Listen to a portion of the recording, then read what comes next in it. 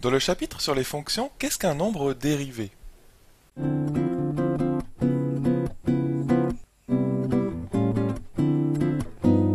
Bonjour à toi et bienvenue dans cette vidéo Star en maths, ici Romain, j'espère que tu vas bien. Alors dans cette vidéo, nous allons expliquer ce qu'est un nombre dérivé. On parle souvent du nombre dérivé d'une fonction en un point A et c'est noté f' de A, comme tu le vois en bleu ici. Donc nous allons dans un premier temps essayer de comprendre ensemble ce qu'est la formule en fait qui est à la base du nombre dérivé de f en A.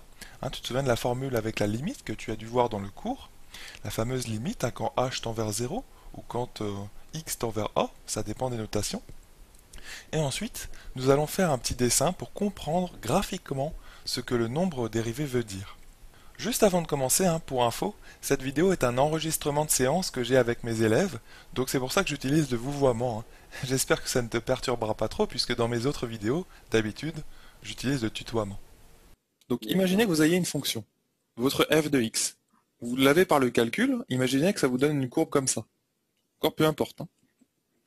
Voilà. Ça va d'ailleurs répondre un petit peu à la question de Grégory aussi. Vous avez votre origine, voilà, et ça c'est votre courbe de f. Voilà. Et vous souhaitez, donc vous avez son expression aussi en fonction de x, par exemple f de x égale 4x2 moins racine carrée de x plus quelque chose. D'accord? Ce genre de truc. Toi, tu sais pas du tout, si tu n'as pas le graphique de la fonction, quelles sont les variations de la fonction. Tu vois? Tu sais pas du tout. Donc pour les avoir, tu vas calculer f' de x. Et en fait, f' de x, qu'est-ce que c'est? Je rappelle que c'est une fonction f', oui. f' de x, c'est un nombre. Donc imaginons que je prenne un nombre, x, à la base. Donc je le mets là, par exemple. Donc tu es d'accord avec moi, je pense, Eduardo, que le f de x, quand je monte sur la courbe, hop, comme on a fait un petit peu tout à l'heure avec Valentin, hop, et là tu reportes sur l'axe des ordonnées. Donc il faut imaginer que tu as des pointillés. Et ben tu as quoi là? Tu as f de x en fait. Ok. Pardon, pas f' de x, mais f de x. Hop, voilà. Et toi, f' de x, qu'est-ce que c'est que f' de x? Eh bien, à la base, le f' de x, vous avez normalement appris que c'est quoi? Alors, je vais pas le noter x, je vais le noter a. Hop, je vais changer le x, c'est pas grave, c'est juste une question de notation, je peux le noter a, vous êtes d'accord avec moi? Hop, voilà. Et toi, qu'est-ce que ça va être f' de a? Eh bien, en fait, par définition, hop, f' de a, ça va être égal à la limite quand on va dire h tend vers a, tend vers 0, pardon, de f de a plus h moins f de a sur h. Bon, alors tout ça, ça peut vous paraître super compliqué. Qu'est-ce que c'est que ce truc-là? En fait, déjà, qu'est-ce que c'est que a plus h? Intéressons-nous juste à a plus h. Est-ce que tu peux me dire où il est sur notre dessin? Si h, on va dire que c'est un nombre, un petit nombre qui est positif. A plus h, c'est juste un petit nombre qui est là. Tu vois? Il est à droite de a. Il est supérieur à a. Voilà. C'est aussi simple que ça. Aussi simple que ça. T'es d'accord avec moi? Alors maintenant, écoute, f de a plus h. Comment tu vas l'avoir, f de a plus h? Bah, En traçant le... pareil, ouais, pareil. pareil, c'est la même chose, Tu montes, tu montes sur la courbe de f. Hop, tu arrives à un deuxième point ici. Ok? Et ce deuxième point, tu regardes son ordonnée. Hop, tu traces les petits pointillés, tac tac, j'essaie de bien faire mon schéma. Et hop, à la gauche ici, tu as f de a plus h. Ok. Et là maintenant, vous regardez ces deux points bleus, ok? Et est-ce que vous vous souvenez d'une vieille formule, une bonne vieille formule, de seconde qui fait que vous calculez le coefficient directeur d'une droite passant par deux points, A et B. Est-ce que tu te souviens de la formule? Oui, c'est YK moins XK, XA. Voilà. Non, non, c'est pas ça. C'est YA moins YB ou YB moins YA, tu te souviens? Ah oui, oui, c'est les ordonnées Ouais, c'est les ordonnées là-haut. XA moins XB. Oui, oui, oui, oui. Mais en fait, oui, parce qu'on l'avait appris avec F21, F22 en fait. Donc, Ouais, ouais, j'ai d'accord, ouais. confondu. Mais c'est ça. Ok. Eh bien écoute, c'est exactement ça. Pour avoir le coefficient directeur de cette droite passant par les deux points, donc je peux faire la droite vite fait, je peux la faire, bon elle sera pas très belle, mais je vais essayer de la faire. Voilà. Cette droite-là, vous pouvez calculer son coefficient directeur comment?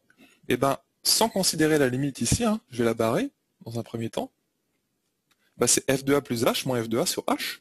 C'est exactement la même chose. Parce que f de a Ouais, moins f, enfin f de a plus h moins f de a, vous commencez par celui que vous voulez, hein, sur a plus h moins a. Et a plus h moins a, c'est bien h.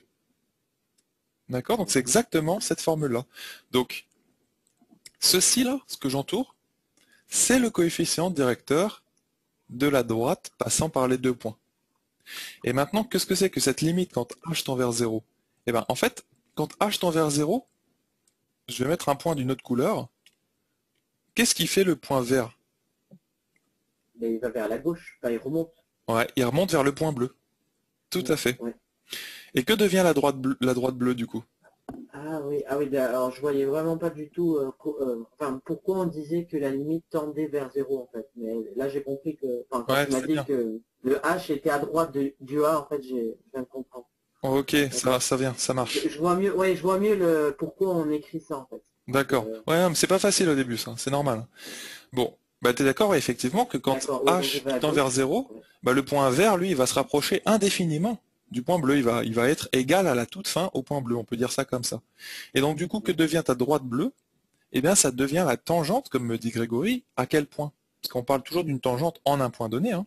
Mais, Bah ça te donne la tangente au point bleu, au point d'abscisse A, voilà. au point d'abscisse A, tout à fait, de la courbe. Alors je la refais un peu mieux, bon c'est moche, hein, c'est pas très précis, mais elle serait peut-être un peu plus pentue vers le bas, comme ça, quelque chose comme ça. Ça, c'est la vraie tangente. Donc, quel est le coefficient directeur de cette tangente finale-là? Eh bien, c'est justement la limite quand h tend vers 0 de ça. Voilà. D'accord. Et donc, à quoi ça sert, vous allez me dire? Donc, vous vous rappelez que ça, c'est f' de a. En plus, hein, ça vous donne un nombre qui est f' de a. Voilà. Ça veut dire que f' de a, c'est ça qu'il faut retenir, c'est égal à un coefficient directeur. Et le coefficient directeur de quoi? Eh bien, de la tangente bleue ici. De la tangente, comme tu as dit très bien, au point d'abscisse Au bleu, point d'abscisse. point d'abscisse A, Ouais. pardon, Ah, ouais. ouais, Ouais. de f. Et il faut dire tout ça, c'est pour ça que c'est un peu long à dire, hein. C'est coefficient directeur de la tangente au point d'abscisse A et de f. Voilà. Au point Ouais. A, on va dire plus rapidement de f. Donc du coup, eh ben, t'es bien d'accord qu'une droite, ça a un coefficient directeur. On parle d'ailleurs de coefficient directeur que pour une droite, hein. Il n'y a jamais de coefficient directeur ailleurs. Jamais, jamais. Ça n'existe pas pour les Ouais. trinômes ou autres. Donc ça, c'était juste un petit truc. Mais tu te souviens qu'un coefficient directeur, bah, ça te dit quoi s'il est négatif sur la droite?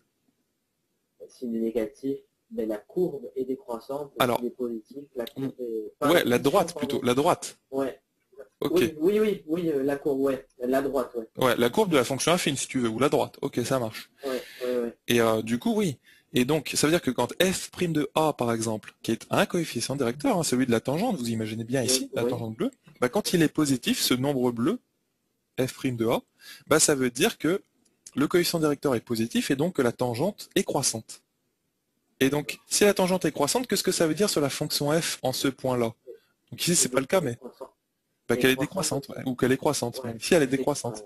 Donc là, vous trouveriez un f' de a qui est de quel D'accord. signe? Eh bien, Oui. négatif. Voilà. Donc, c'est ça que ça vous donne en fait. Ça vous donne les variations en un point donné de votre fonction f. Et donc, quand vous calculez f' de x pour tout x, vous trouvez les variations de f tout le temps en fait, sur tout l'intervalle. Ouais. Donc voilà. Je vois, Donc ouais. en fait, je répète bien, le signe de f' de x vous donnera les variations de f, et ça, ce sera quelque chose que vous utiliserez jusqu'au bac. Vous aurez même une question là-dessus au bac, hein, c'est sûr et certain, parce que il y a toujours un problème avec un calcul de dérivée au bac.